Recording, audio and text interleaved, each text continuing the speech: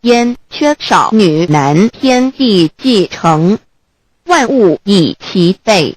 这就是向天亦称娑婆世界、堪苦世界、苦海、此岸、东土等等名称，不一而足。这世界被创立之后，尚无人焉，缺少男女，整个世界乏人管理统治。那时桀为母，我无奈之处，方舍我9六子妻降凡间。由于天地有定数，子会开天，丑会辟地，寅会需要有人降生。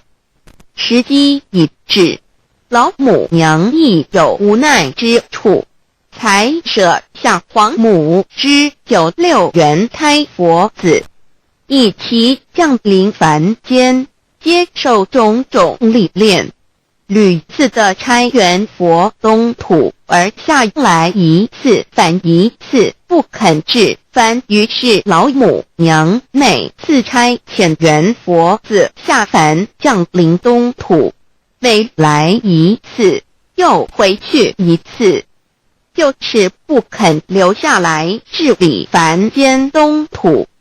无奈何，为我造下血救三山托洪罪了菩萨佛，身在无可奈何之下，老母娘只好造下解救。在三山托洪罪了原本就是佛菩萨的原胎佛子，设一个大仙池期来洗澡，趁机会先衣邪收回礼天。老母娘还设一个大仙池，好让大家一起来洗澡，趁机会将大家的仙衣仙鞋都收回礼天。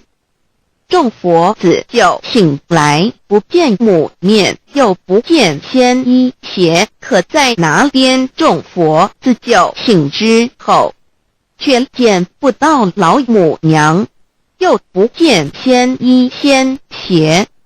为娘我悲痛泪源自呼唤耳，众等速东奔，莫要再敛。老母娘因为要与众原胎佛子分离，故而心中感到悲痛而流泪，并且